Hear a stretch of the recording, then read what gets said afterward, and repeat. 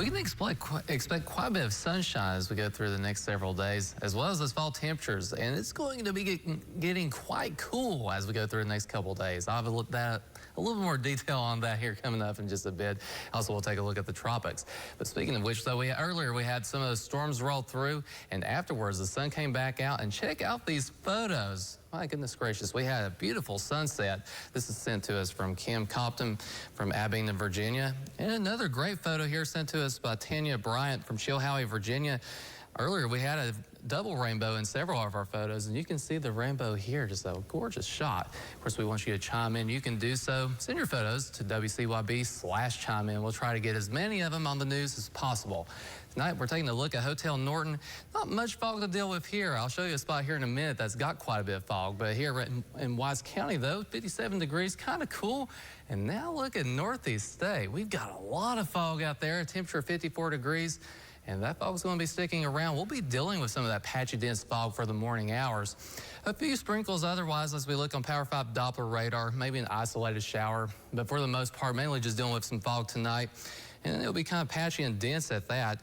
We have a cold front in the trough of low pressure that's moved off to the southeast. It's taken most of the rain off to the east as well. Heading out the door tomorrow morning on your commute, you'll want to think about that. We're going to have quite a bit of fog around in different parts of the area. Warming our temperatures up a little bit as we head towards lunch, though, with mostly sunny skies. The temperature is 64 degrees, and temperatures should be around about 70 degrees or so for an afternoon high. So getting cooler, and you think that's cool. I'll show you some cooler numbers even than that in just a minute. Tropical Storm Ian, though, right now still a tropical storm. Forecast to become a major hurricane. Will be a hurricane as early as Monday, and as we go into Tuesday and Wednesday, it's forecast to become a major hurricane, either a Category 3 or possibly even a Category 4 as it impacts parts of the Florida Peninsula and maybe even the northern parts of Florida there as well. And eventually it's going to have an impact on our weather as we go a little bit later on. Looking at this in a little bit more detail, you can see it on our infrared imagery here. This is just kind of another model looking at it. It's bringing it a little bit closer to Florida. This is certainly not good news. We definitely do not want to see it this close to Tampa and some of these major metropolitan areas around Fort Lauderdale. If you have plans and you're heading down that direction, it will definitely impact your travel plans. But anyway, not for us, though. We're going to see plenty of sunshine here in the short term, maybe a few passing clouds, but otherwise nice conditions as we go through your Monday.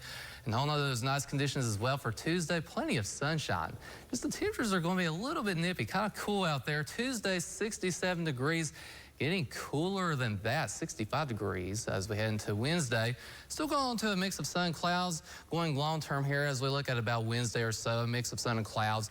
Thursday, though, we're going to be increasing that cloud cover as Tropical Storm Ian, which is going to become a hurricane, kind of weakens back down to a tropical low pressure system. That's going to be giving us clouds as we head towards about Thursday or so. You'll see it on your 7-day forecast.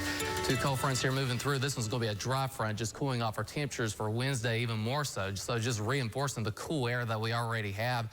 Overnight lows could dip down to the middle 30s, which could support a little bit of patchy frost, even in the valleys of the Tri-Cities. So keep that in mind. If you have any tender vegetation, definitely want to bring that inside.